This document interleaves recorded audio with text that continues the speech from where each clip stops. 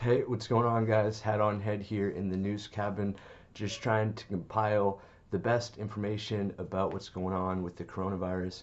And this video is just Mayor Bill DeBlasio, who just this morning gave a really great speech. So I'm going to show you the start and the end of that, because that's usually where you get the best out of a speech. I just think he did a really good job. If you think about who has been the most vocal and kind of the people who are talking the most here during this pandemic, so obviously we have everyone in the White House, and then we have Andrew Cuomo, who is the governor of New York, and I do think that he's done a pretty good job, but I mean, at the same time, he's very emotional for me in terms of the way that he speaks, and he just kind of feels like an actor, just kind of in the same way that Trump feels like an actor. And I just think that this speech here by Bill de Blasio is the best speech so far about the coronavirus, about coming together and getting through it together. So I'm just gonna play it for you guys. Can hasten the day when bigger change happens, when we can go even farther.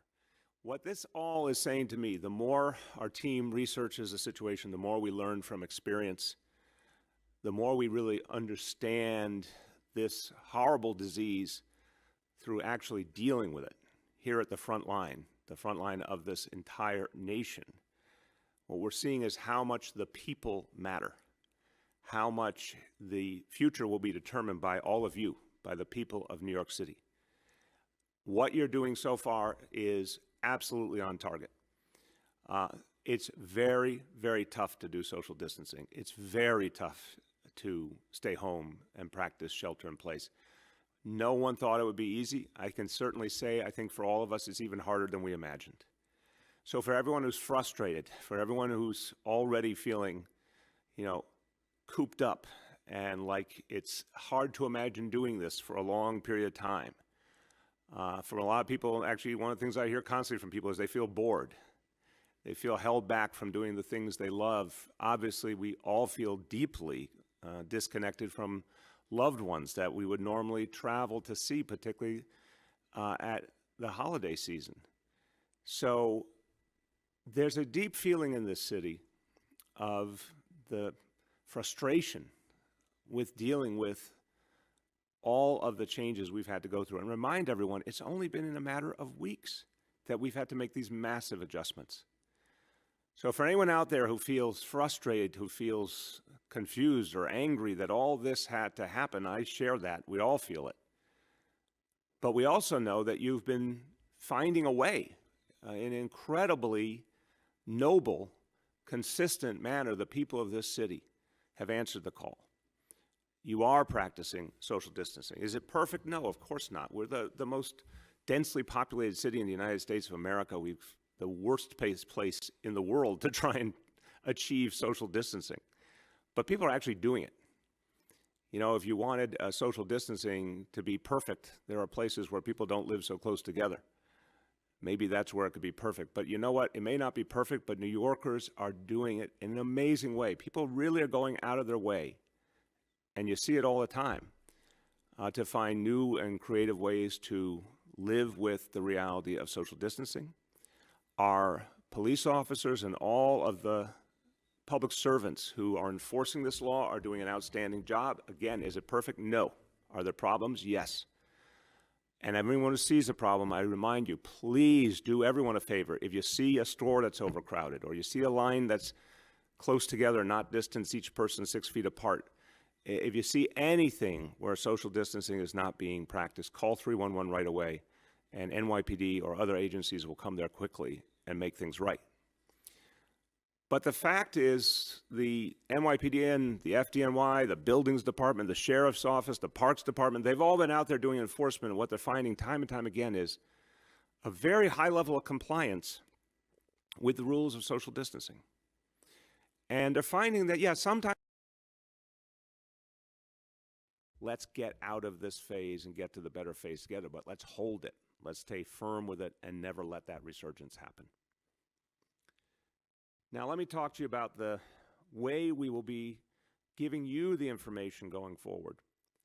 so that you will be able to watch in real time, along with everyone here at City Hall, everyone in the health department, health and hospitals, emergency management, all the people leading this effort to fight the coronavirus. You'll be seeing the same data they see in real time, and this will start on Monday. And the goal here is that everyone together, all New Yorkers, can watch the movement of this data and have a common goal, a common standard. When all of the data, all of the lines move in the same direction for a sustained period of time, that's when we can start talking about changing some of the rules and making life a little easier. So the goals will be clear, and the 3 indicators are these. We're going to show you every day the number of people admitted to hospitals for suspected COVID-19 conditions. We will also show you, second, the number of people admitted to the ICUs for suspected COVID-19 conditions. And then we will show you the percentage of people throughout the city who tested positive, the specific positive tests for COVID-19 throughout the city. Now, what do we need to start to discuss moving to the next phase, that better phase, and to start to discuss any change, any relaxing of restrictions? We need to see all 3 of those indicators move in unison in the same direction. We cannot see 2 of them get better and 1 of them get worse. That doesn't work. All 3 have to move together down. All 3 have to move in a better direction together. They have to do that for at least 10 days to 2 weeks, sustained, consistent. If it's one day gets good and the next day goes bad, that doesn't count. We need to see a clean, clear pattern that sustains itself for several weeks to then say it's time to even discuss some of the positive changes we'd all like to experience. So you will be watching in real time, and I think it will be inspirational to all of us to realize we're all in this together. We all have agency here. We all have power here. We all have the ability to make a change. You're going to see in real time if it's working for all of us or not working, or what we have to do next to drive that down, drive all 3 of those numbers down. Okay, what do we need as a city? What do we need as a people to get to where we want to go, that promised land, low-level transmission? That's where we want to go, and we want to go there as soon as we can, and it's not going to be easy. Long battle. We're going to be at it for a while, but we need to get to that place, all of us, and we need to sustain that. What do we need? Testing, testing, testing. Number 1, we need a whole lot of testing. We need the federal government to step up. We need them to do it quickly. You can't just snap your fingers. They have to work on it now so that we get more and more and more of it, and we get it when we need it. We already have been suffering since January. A number of us, on January 24th, pleaded with the federal government to get testing in New York City in substantial numbers immediately so we could do tests here. From that day to today, there's never been a single day where our federal government has provided the amount of testing we need. That has to change if we're going to beat this disease, not only in New York City, but everywhere else in the country. Second, we're going to need to take a lot of people power, a lot of staff, a lot of human beings who are going to do the outreach, talking to people constantly, primarily by phone, of course, and text, constantly keeping in touch with people as we get into those better phases where we want to stay in touch with anyone and everyone who either has the disease, might have the disease, needs to be quarantined or isolated. A lot of communication, a lot of follow-up, making sure people have what they need, making sure we're finding out what's going on, making sure people know how to handle things or if they need additional medical advice or care. A lot of staffing, which we will provide. We're also going to need to use information technology to constantly communicate with people in a very advanced way, constantly tracking what they're experiencing, what they need. Using IT as a tool where everyone will be able to log on and say what's going on and what they need, and it will allow us to keep so much more information and get so much more information out to people. People in New York City have proven they can meet that standard. We just have to show we can hold it. So, we can get to a better place. That's the bottom line. We can get to a better place. We have the ability in so many ways. Yes, we need help, but we can do it. People are already showing that we can win. We'll have to do a lot more to get there. And we're going to update constantly. Me and my team will update you constantly so you'll see exactly how we're doing, and all the questions, all the concerns that New Yorkers have, you'll be able to ask those questions against all the facts before your very eyes. As I conclude, and then we'll turn to questions from the media.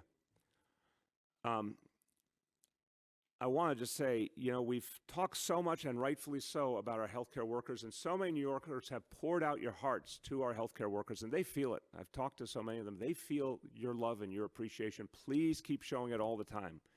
Let's sustain them. Let's support them. But so many individuals and organizations are stepping up to help our healthcare workers. And I don't think I've ever seen in all the years of public service in this city, I have never seen more love, more support, more appreciation for our healthcare workers than at this moment. You know, they've been through us. After Sandy, they were saving lives. After 9/11, and just every day, you know, dealing with the toughest situations. But I think for a long time, we sort of took for granted we had these amazing doctors and nurses and hospital workers, and they really haven't been given the thanks that they deserve for a long, long time. Finally, this horrible, horrible crisis is at least bringing out into the open just how amazing they are. So thank you to everyone who is supporting them. Even the smallest act of appreciation and generosity towards our healthcare workers really helps, and they feel it. Okay, so I think I've said it and said it again. You have the power. It doesn't always feel that way in this fight. It really doesn't. For a lot of times I think we've felt confused, pained, powerless, but in fact you have the power in so many ways to fight this disease back. Our job is to build up a strategy, get the resources in place, get the enforcement in place, do all the things to support you. Of course, get you the health care you need when you need it. Everything we're going to do from this point on is to protect you, to protect the people who do protect you, our healthcare workers, our first responders, to enforce these rules, to get you the things that allow you to get through this crisis. And for so many people, that means the basics like food, make sure you have shelter protected from eviction, all the things we have to do to protect New Yorkers, and also to empower you with information, with support to get through this crisis. We can do it. I wanted you to see those phases ahead. I wanted you to feel those next phases. I wanted you to see where we could go.